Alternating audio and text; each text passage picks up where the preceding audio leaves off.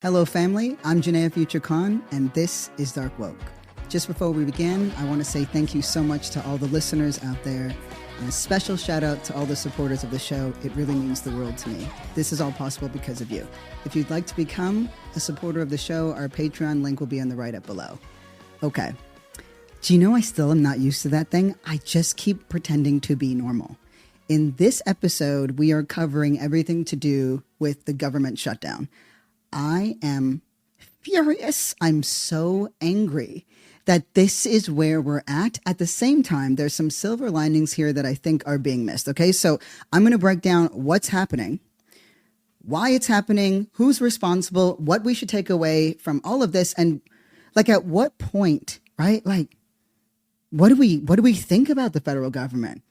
Why do we care about the federal government? Why is the right targeting the federal government, and how are leftists responding to it? Because yes, I will be challenging one of the leading leftist voices in the country, and it's honestly embarrassing to me that this is where we're at.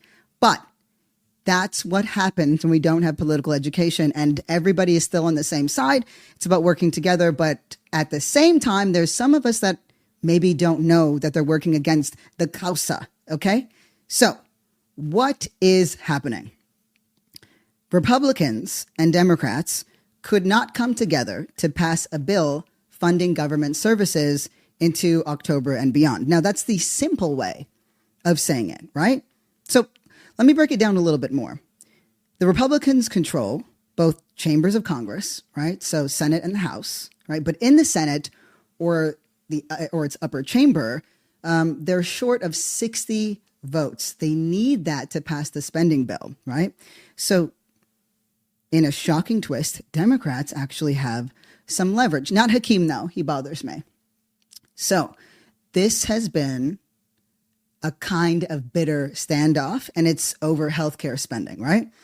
The Democrats simply refuse to back a Republican bill. They say that it's going to make it harder for Americans to afford healthcare. I think we can agree with that objectively, okay?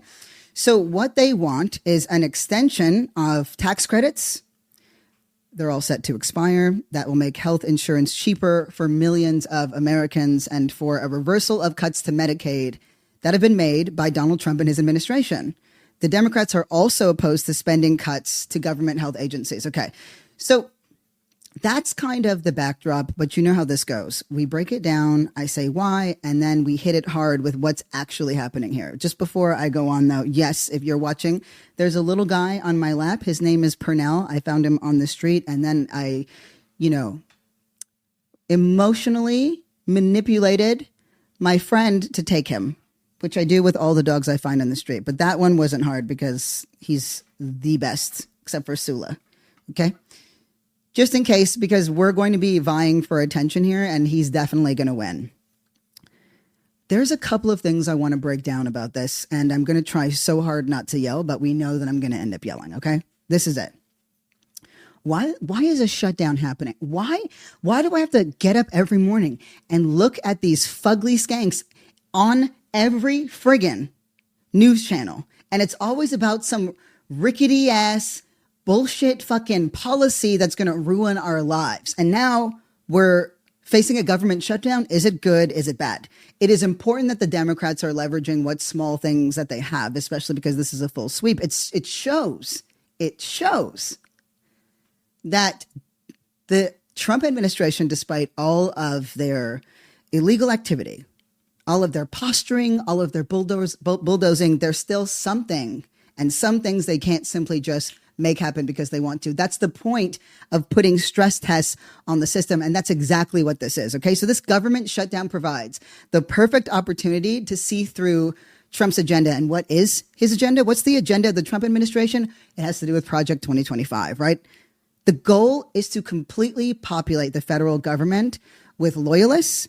It's to remove and dismantle as much of the federal government as possible. And that's why you're seeing, in addition to, we're going to shut the government down, but also we're going to lay off hundreds of thousands of people, okay? Federal workers. I don't want to bury the lead here. The entire point of this, all of this, exactly what the Trump administration is doing, is to dismantle the federal government. That's it. Now you might say, why? Why the hell would they care about dismantling the federal government, right? Aren't the feds, the ops, right? My ops, I'm pretty sure some of them are listening to me right now. Why in the world should we care that the federal government is being dismantled?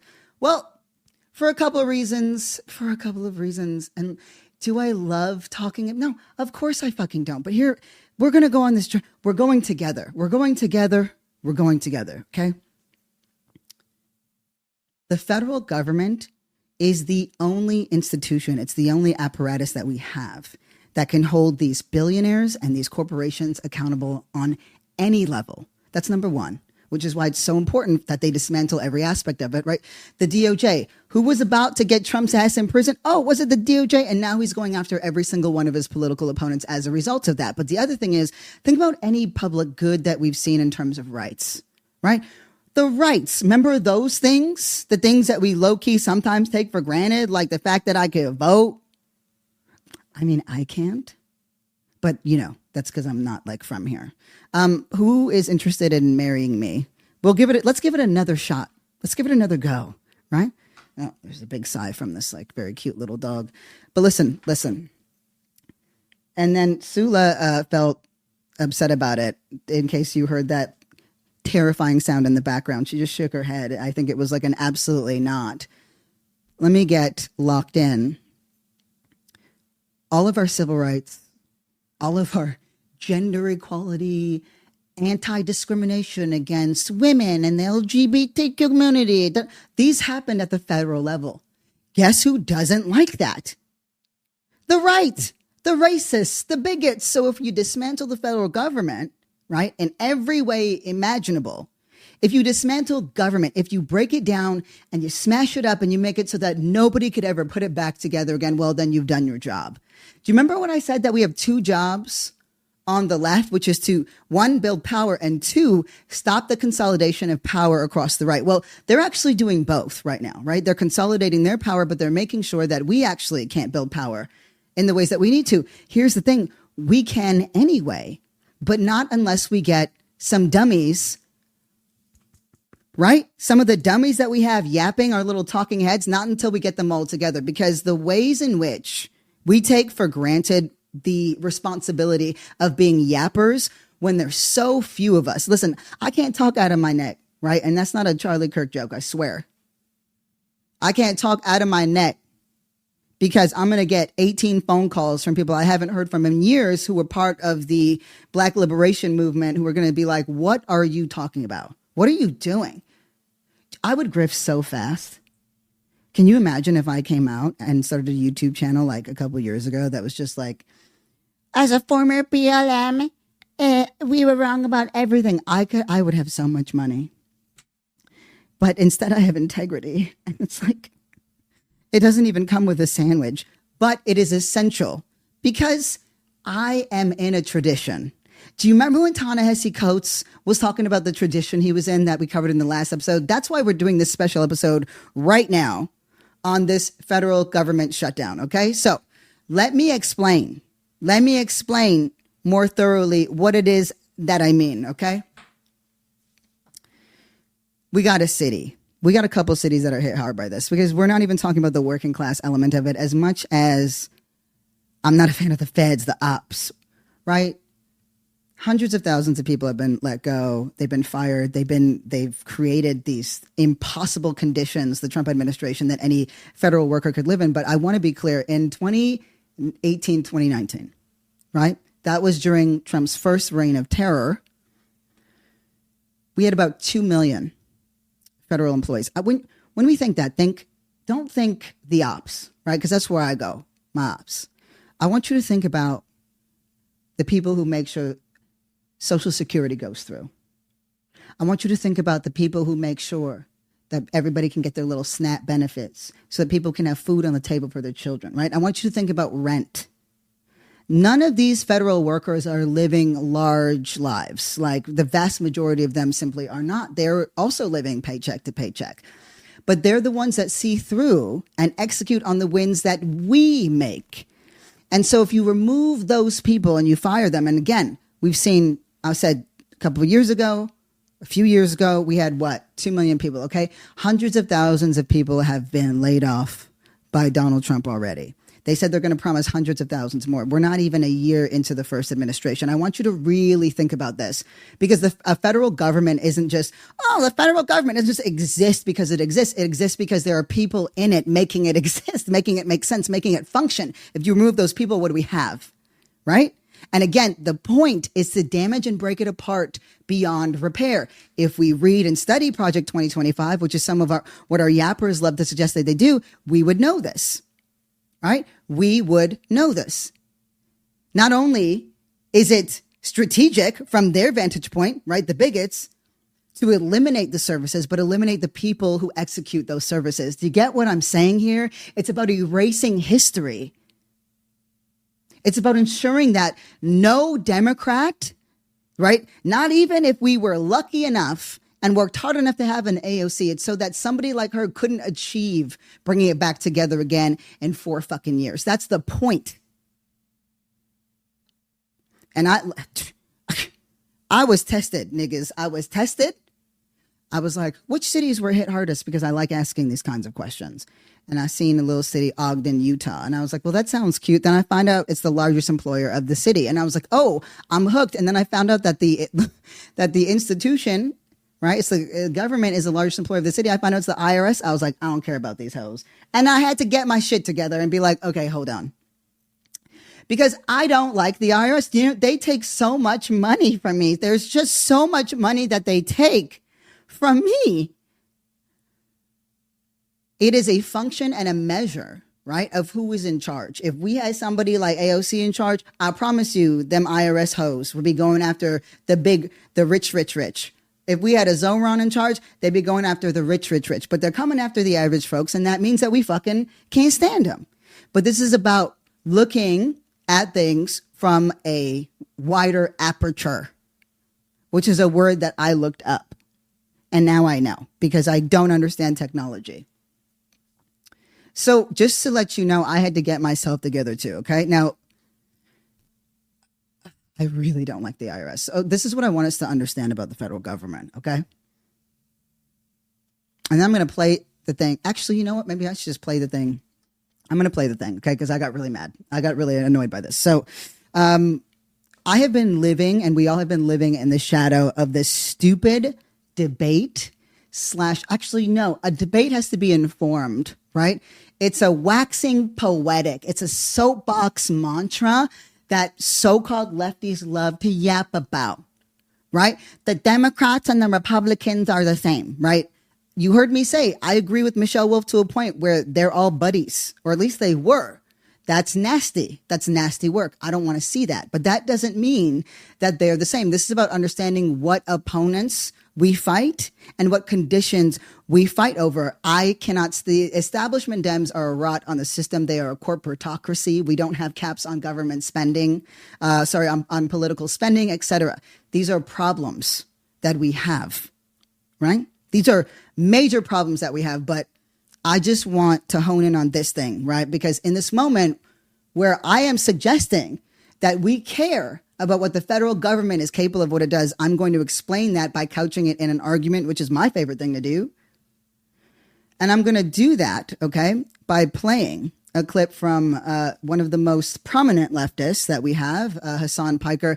And look, I got nothing against Hassan. I think it's great that we have some giant Turkish man that is a lefty yapper, but he's not bound by any tradition, right? And it's like, you know, I need to know everything and about everyone, what they're saying, what they're doing. But so of course he watched this, Ezra Ta-Nehisi Coates interview, and this is one of his reactions to it. Mine was so much better. I just want to point that out. And that's not because he's dumb or wrong about a lot of things. It's because he's D-League and I'm NBA. That's what happens when you're in a tradition. But he didn't even recognize the word that Ta-Nehisi Coates was saying. And it's because of that, because he is not in a tradition, right? That what I'm about to play Makes sense. Like basically his lack of tradition is precisely why he says shit like this. And it is actually something that is a major disservice to the left in our ability to build power. Now, if you're pissed off because you think I'm about to, cap for the, or cape for the fucking Democratic Party or Biden, I got news for you.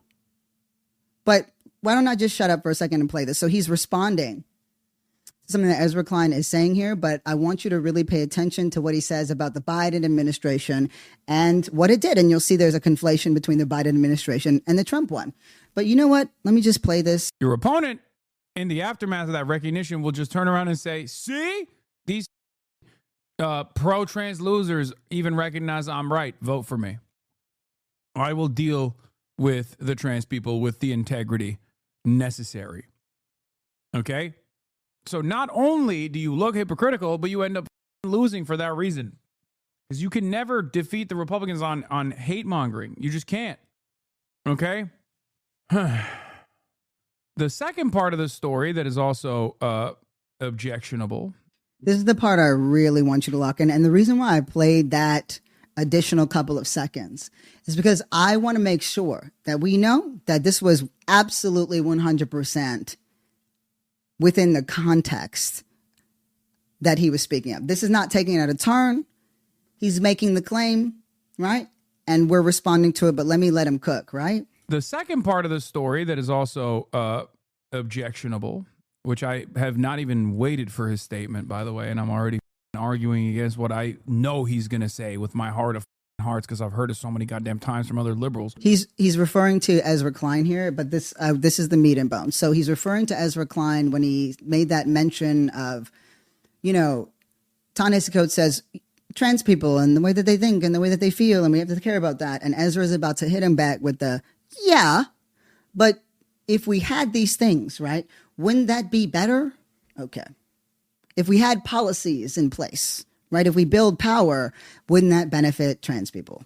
The second part of the story that is also objectionable, which I have not even waited for his statement, by the way, and I'm already arguing against what I know he's going to say with my heart of hearts because I've heard it so many goddamn times from other liberals, is that Joe Biden was president when Republicans were aggressively hitting the anti-trans narratives and also successfully implementing anti-trans legislation at the state legislature level already, building the framework for what came next. And in the absence of fighting back against that, the administration also allowed this to happen in some very meaningful ways. This is fucking stupid. I don't know how else to say that. It's just simply not true. And I am shockingly, right, a huge proponent of accuracy. Because I am black, I don't get to talk out of turn. When I say that something is going on, it's going on. And because I care about debate, right, I have to refute what I say with actual facts. If you were to just simply type into fucking Google the ways in which Biden fought against anti-Trump legislation, it would really tell you. Did you know that? Did you know that you could look something up and then the answer would actually present itself? And if it's not the answer, it's the breadcrumbs that will lead you to what you know or what you need to know. Well, here's the thing. Okay. And again, I'm not going to cop for no fucking toothy bitch, right? Like his skin was parchment. He was so old. It's stressful to me, but I want to be clear about something, okay? Biden, on his first day in office in 2021, issued an executive order establishing a policy to prevent and combat discrimination against LGBTQ peoples, right? In 2022, there was another executive order they put into action that directed federal agencies to increase access to gender affirming care, right? Part of that action was to minimize statewide efforts to limit access to care for transgender youth, right? While he was in office, he expanded federal protections, right? You go back to the Supreme Court 2020 Bostock versus Clayton County ruling, okay? The administration, that's the Biden administration, directed federal agencies to interpret existing civil rights laws as protecting against discrimination based on sexual orientation and gender identity, right? So we know it was discrimination when it came to things like HRT, because as I have broken down in previous episodes, cis kids, right, we'll call them that, already access gender affirming care. If they go through puberty too quickly, they go on hormone blockers. If they experience puberty too late, they go on hormone therapy. It's already accessible. How can we talk about it being, whether it's safe for children or not, when the vast majority of kids who have access to it are actually not trans identified? It was discrimination because it was only not accessible to trans youth, right? So what was the result of that? Agencies like the Department of Health and Human Services, right? The Department of Housing and Urban Development, the Department of Education, right? They all issued guidance to expand non-discrimination protections, okay? I don't care about the trans military stuff, but he did some of that. We could just skip that. I don't give a shit. Sorry. Thank you for your service, I guess. But there is the part, though, that matters to me, that challenged me on my own relationship to the military-industrial complex, where I realized that there was a class analysis that I was missing when it came to who goes to the military, because it's different here than it is in Canada, for example, right? In terms of just how much infrastructure and supports they provide, but that's another episode for another time, right? So I just named some of the protections that went in. Now, this doesn't mean, oh, I'm going somewhere with this, but let me cook, because I'm going somewhere with this. Let me cook. Okay. Those are some of the protections, right? And the ways that the same government agencies that the Trump administration is seeking to eradicate, those observances, those guidelines that help protect transgender youth and trans people, including the entire LGBTQ population. Oh, yeah, that's the thing that he's trying to eliminate. But let me go on, right? They also made several legal challenges against states that refused to do so. The Department of Justice, under the Biden administration, sued several states over anti-transgender laws, arguing that they were unconstitutional. Interesting, right? So there were challenges to the healthcare bans. The DOJ filed lawsuits challenging state laws that ban medically necessary gender-affirming care for trans adolescents. That's a very, very, very intense time for young people generally. Now imagine if something is wrong, right, between the person that you look like and the person you know yourself to be. Now, add that to it, right? But don't let me just why don't I give you an example? Like in 2023, right, when the administration sued Tennessee over its ban on care for trans youth. Or how about in 2024, right, when the Supreme Court was asked to review lower court decisions upholding similar bans in Tennessee and Kentucky. Now, look, look. That doesn't mean that this was all enough. Oh, I'm about to cook. I'm going somewhere with this. There were interventions in civil rights cases as well, right? The DOJ filed statements of interest in lawsuits challenging state laws, arguing that measures restricting care or barring trans students from sports was discriminatory and violated federal law. So it's funny to me that one of the leading yappers on the left says that they didn't do anything, right? It was so ineffective, so and yet somehow the Trump administration and Project 2025 and all the tens of millions, if not hundreds of millions of dollars that have gone into dismantling the DOJ, into buying the election, right? They see it as a problem. They definitely see it as a problem. They see it as something that they never want to happen again. It's why they're dismantling the DOJ in the first place, right? But, oh, I'm not done. Let me cook. There are also regulatory efforts and legal challenges, right?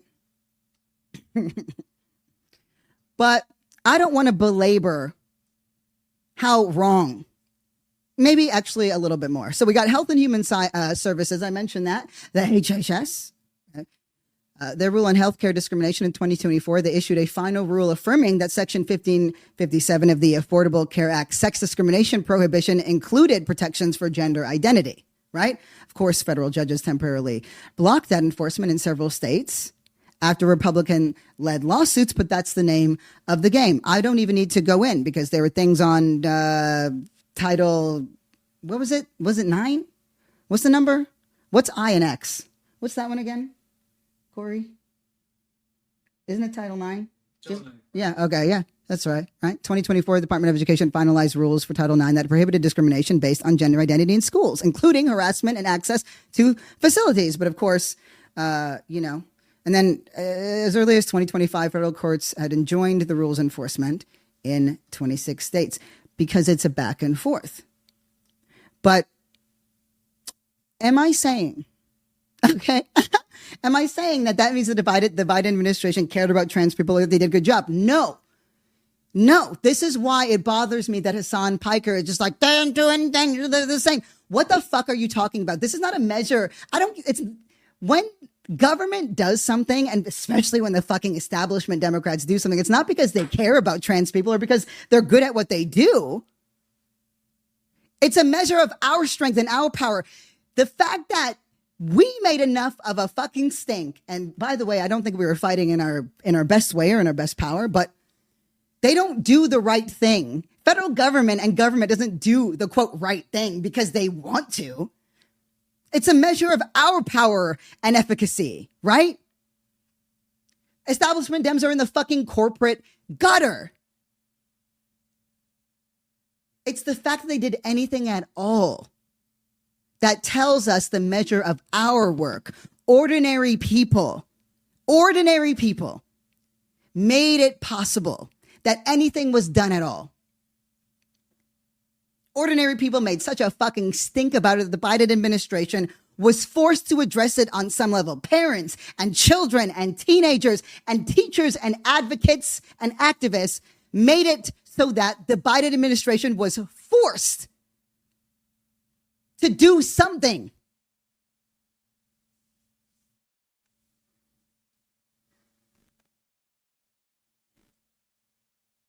And the reason, right? The reason that the federal government is being dismantled by Donald Trump and his ilk is because they know, A, that it is the only apparatus that can be used to hold them accountable. And it's really the only place where any wins that we've had have been protected and enforced. That doesn't mean that the federal government is inherent good. No, it means that when we play to win, when we build fucking power and have enough influence and enough political might, when we're not just out on the streets yipping and yapping about how much we care about things, even though really when you protest, you're ultimately petitioning the government to do what the fuck you want it to do. Somehow we don't know this. And this is what I mean when I say D-League and NBA.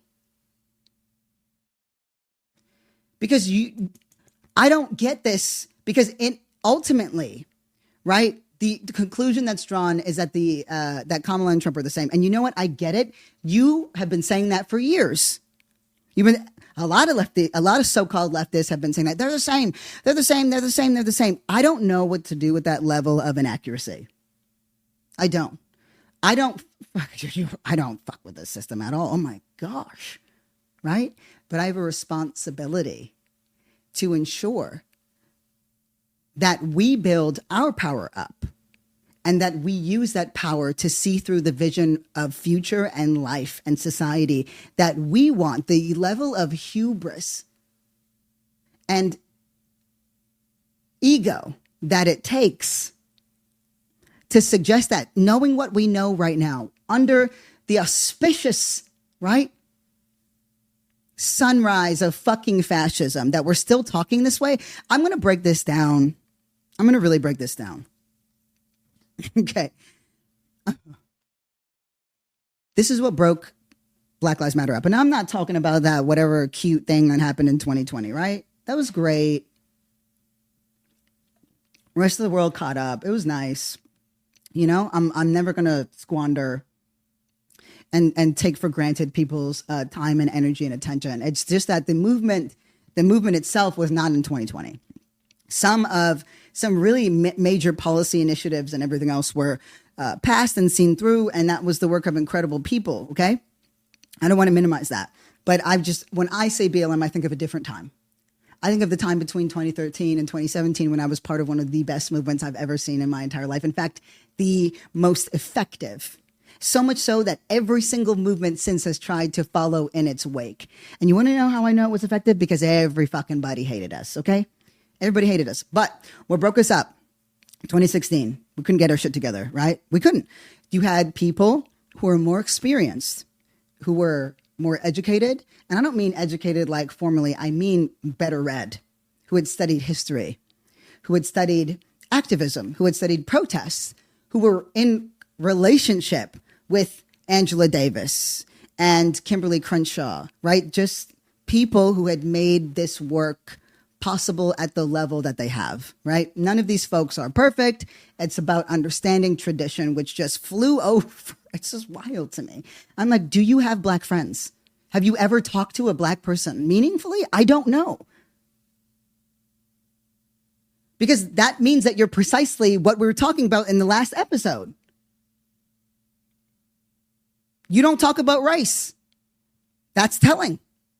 You don't understand it. That's telling. And I'm not talking about, this is racist, this is fucked up, this is whatever. I mean meaningfully, right? Something that is consistently brought up as it relates to Black Americans. In a tradition. Let me break it down even further, okay? So here we go. 2016 happens, and you have the more informed, more experienced organizers who also happen to be a little bit older. And I say that because that is a part that I think is a tension that we have to address at some point, right? So here they are, and they're saying, okay, we got to keep doing the work that we've been doing, but we also need to add an electoral justice strategy to it because we have to stop the consolidation of power across the right? That is my summation of it, because that is the only thing that could be concluded from our strategy, right? We have to build power. There was a subset of folks who were less experienced, less read, and very entitled and annoying. But though the entitled and annoying is like, that just comes with ignorance, right? It comes with not being part of a tradition. But they were right, ultimately, when they said, this system fucking sucks and we want to see change. They were absolutely right about that.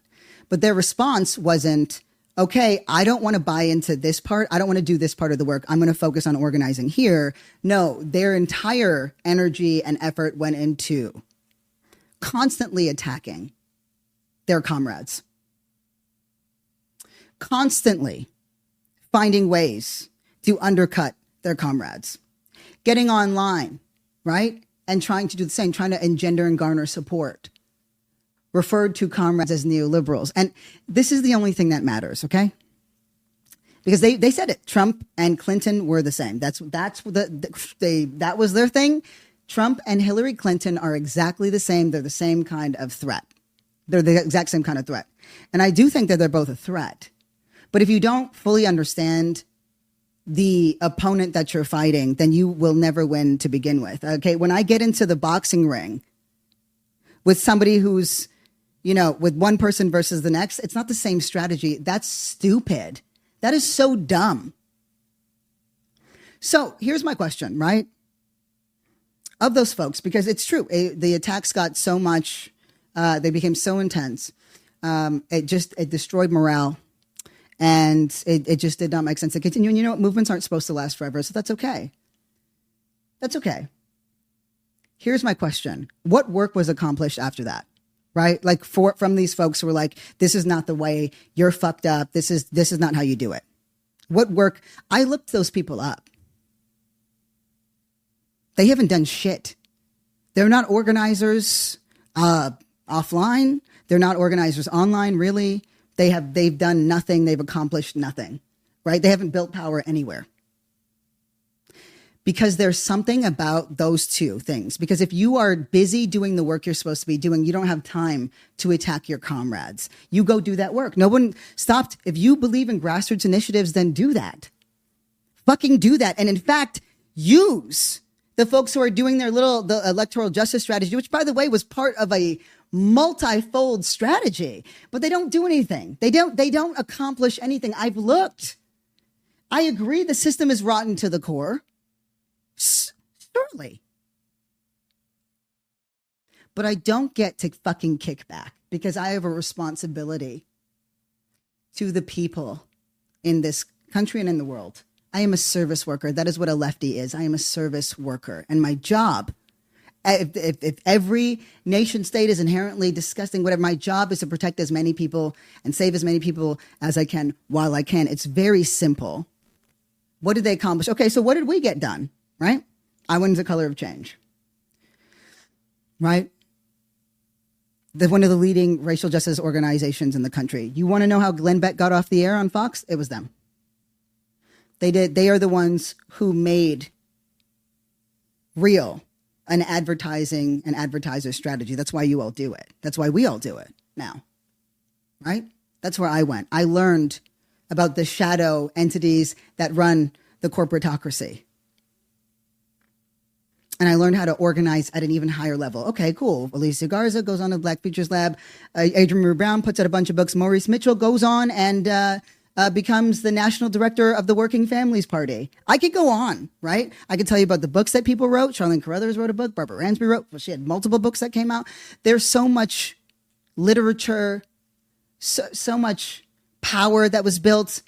You want to know? That's how you got Cori Bush, right?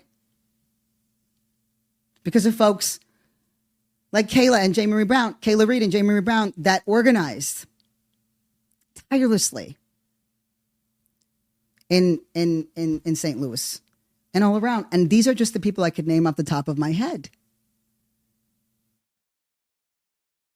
That's what happens when you're bound by a tradition. That's what happens when you care about building power. It is actually so irresponsible to still be yapping this nonsense at this time. It fuels nihilism. And again, it erases the work that people did that forced the Biden administration to even take action in the first place. And it undermines how essential it is that this administration currently, the Trump administration, needs to destroy the federal government. Let me say it differently, okay?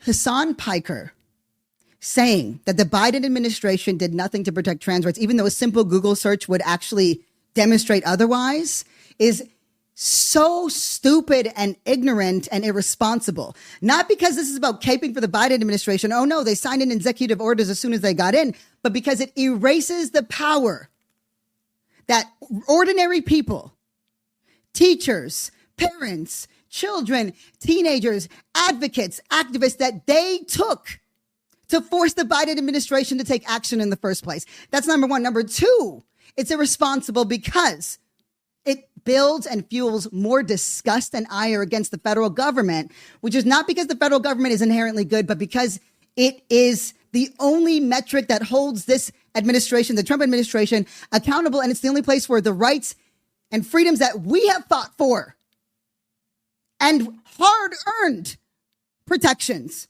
like the Civil Rights Act, it is the only place where that shit was codified and enforced. That's why the Trump administration is destroying it. And all comments like that do. Trump and Kamala are the same. It just shows ego. And guess what, yo? Feeding your ego does not feed your people. Like, can we please grow the fuck up? It's, even if you believe every single thing, and for the record, I don't contest it. I think this shit's rotten, right? But let me explain why the Trump administration is so terrified of the federal government and why they want to destroy it beyond recognition, right? The Civil Rights Act of the Reconstruction era was passed after the Civil War, right? Yeah. That's the legislative landmark on the legislative branch, right? Part of the Civil Rights Act. Civil Rights Act of 1957, right? This was the first major civil rights legislation since Reconstruction. You're going to start to notice something. These are all black wins. That's what you're going to start to notice. Funny how it's so easy to erase those, despite the fact that we are all living better lives as a result of them, right? How about the Civil Rights Act of 1964, right? That comprehensive law is the cornerstone of the modern civil rights movement. That's the one that most people think about. It outlawed what? Discrimination in employment and public accommodations based on race, color, religion, sex, or national origin. Do you think that the states just adopted that shit? No, It was enforced. And do you think that the federal government just gave it to us? No, it was fucking won. That's why they want the federal government dismantled, right? How about the Fair Housing Act of 1968? Okay, yeah.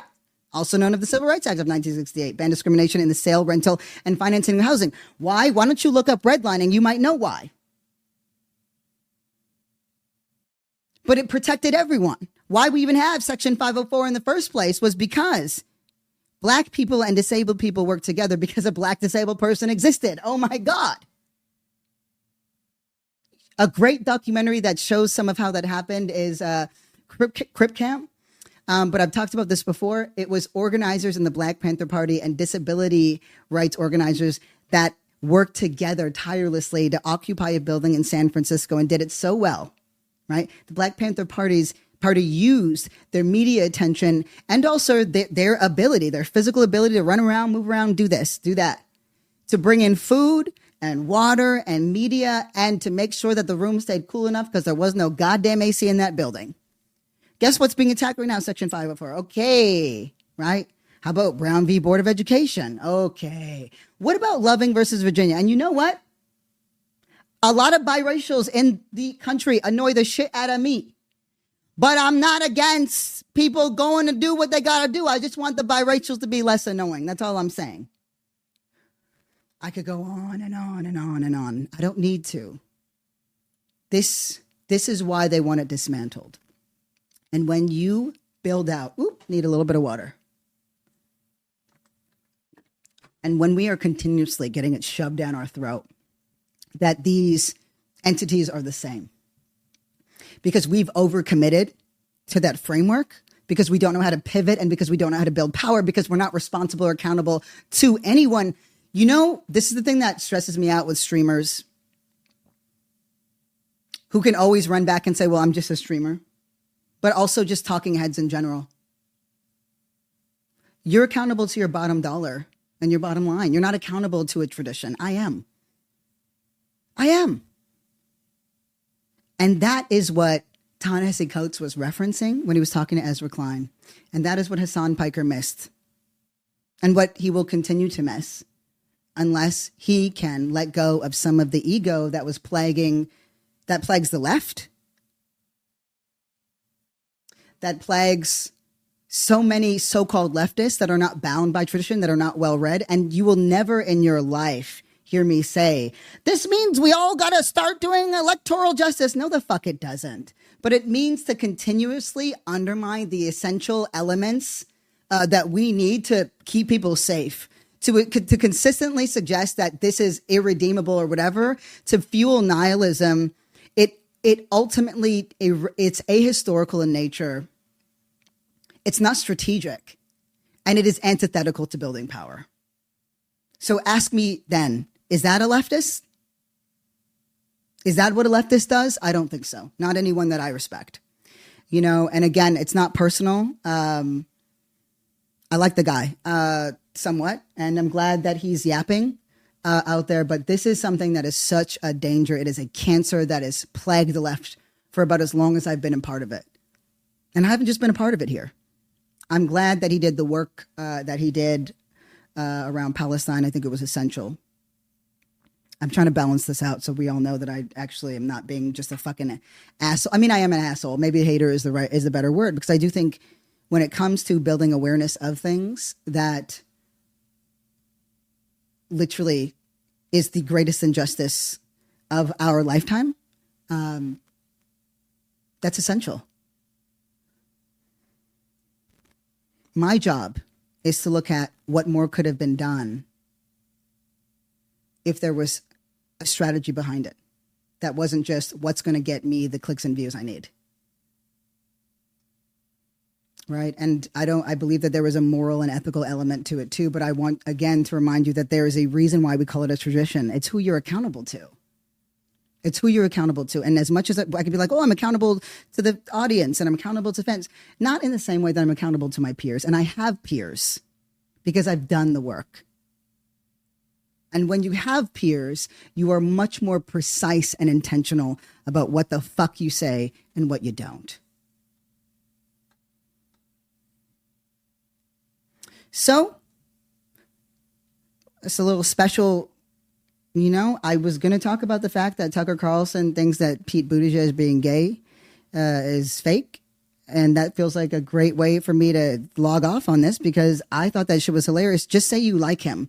Just say he's good at what he does. I love that it's easier for Tucker Carlson to be like, he's fake gay than it is to be like, I like this man. Like, I'm just trying to understand the logic or illogic it would take to be like, no, this guy definitely is doing butt sex as a psyop. Like, he's got butt in his name. And a double T at that. And I've seen Chasten. Listen. Buttigieg is a phenomenal fucking orator. He really is. I think he's one of the Democrats' best. But he's just not even close to being someone who is reflective of leftist politics. But you know what that's a measure of? Us. How hard we push, how hard we fight, what things we're willing to risk, what things we're willing to destroy. And it's not because I think it's just all going to happen. It's because it's worth the fight. It's because I will not take for granted the sacrifices that were made before me. And I will not take for granted the lived experiences of those who are here now and to come. I want to be really fucking clear that the erasure that just happened, he didn't do anything, right? There were kids. There were young people whose lives were dramatically transformed because of access to that care. And in the absence of it, there are kids whose lives are dramatically altered and some even destroyed for lack of access to it. But by all means, go off. Simple bitch. Couldn't even grieve Jane Goodall. I fucking did a casual research on her. I thought she was just a nice chimpanzee-loving old white lady. Nope. She was fucking weird about race, too. Can anyone be normal for 5 minutes? All to say, this shutdown is exactly what the Trump administration is going to use to see through their agenda. It is essential that the Democrats do what small things that they're doing, but I don't care about them, to be honest with you. I really don't. I care about us and what we're going to do about it. Oh my God, the power structure doesn't inherently work in our favor? What a fucking shock. What? Nancy Pelosi and fucking Chuck Schumer and Hakeem Jeffries, shut up, Hakeem, aren't in the interest of leftist socialist beliefs? No, they're not. And I'm sorry, we're better fighters than them. If we put our shit together, we would win in the ways that we can. And again, great nations, and I'm not saying great as in amazing, great nations move in the way that they move. I can't say for a fact whether or not what we do dramatically alters it in our lifetime. But isn't it worth the attempt? Isn't that a life worth living to try anyway, to do it fucking anyway? Isn't it worth that to go out with our fucking boots on? Don't you want to look back and feel the impact? I don't give a fuck about your beliefs. And I think that's what these streamers and these fucking pundits love to yap about their fucking beliefs. What are the results of your beliefs? And I'm talking about, have people's actual lived experience who don't know you, who are not a fan of you, have they been altered by any of the work that you've done in any meaningful way? And that's not specific to Hassan. I too am under that. I have to look at that. I lost so much in that work, so many fucking relationships, so much safety. Fuck. I don't regret a second of it, right? Of the work. I want to do it better. I want us to approach it better. I want to be smarter. I want to be more strategic, but it was fucking worth it. Did these major transformations change? Did they happen with police funding? No. But it forced a fucking conversation. The bills and the policies didn't pass, but it's because we didn't have the political power to see that. I'm going to end with this and this only. Part of the reason why I take this so seriously is because I felt the same way. I know it. I know. That also means I know what level it's on. I used to feel the same way. I remember reading everything I needed to read on the Panthers. Let me take a little bit more water. Okay. Kwame Ture. I mean, he was part of SNCC, but just indulge me. Okay. Mumia, Asada, Angela, Huey, Elaine, Bobby, right? Sandra, I read all their work. Angela, who was not actually a former member of the Black Panther Party, but was actually part of the Socialist Party, but was associated with the Black Panthers, and she doesn't have a problem with that. But it just wasn't official, right? I read their work, and when I found out that some of them ran for office afterwards, after everything that the COINTELPRO and the CIA and the FBI and the government, I mean, we had our first fucking SWAT teams meant to target black radicals. I thought, how the fuck could they ever do that? I was disgusted. I was confused. I felt betrayed. I was like, never me. I understand that. I lived in that. It's only after all the years that I've put into actual organizing, not sitting and talking. Worker strike in Buenaventura, I'm out there. Standing Rock, I'm out there. Palestine, Israel, I'm out there. Right? I've traveled the world doing this work. Frontline. Where sometimes I'm put up in a decent hotel. I'm doing a stop on a college tour. And otherwise I'm sleeping on somebody's pissy fucking sofa in their, in their garage. Right? Or I'm getting fucking eaten alive by bedbugs in Bogota on my way to the worker strike in Buenaventura. Why? So I could learn, so that I could aid and assist. That's really what my job was. Do you want to know what I understand now? It does something to you when you realize that you can't protect anyone. That's why they started to run for office. That's why they started to think about what electoral justice could look like. We couldn't protect anyone. That for all the sacrifices, for all the death, we still have Black Panthers that are rotting as political prisoners in complete isolation. The very idea of us building power is enough to put us in jail for the rest of our lives. That's what is dangerous to this country. And somehow the Trump administration understands that, but not so-called leftists. I don't have that arrogance anymore. I want to save as many people as I can while I can, and protect as many people as I can while I can. And I want to build power in every way that we can, because guess what? Let me ask you this. Has it been fucking working that we're not? Has it worked? Right? Let me ask you about how we don't talk about race in America. Is it working to our advantage? Maybe it's time we try something new, right? And it's not that it wasn't attempted before. It's that it wasn't attempted in a large enough way. And maybe now, knowing what we know, with things as naked as they are, maybe now we do things differently. And you know what?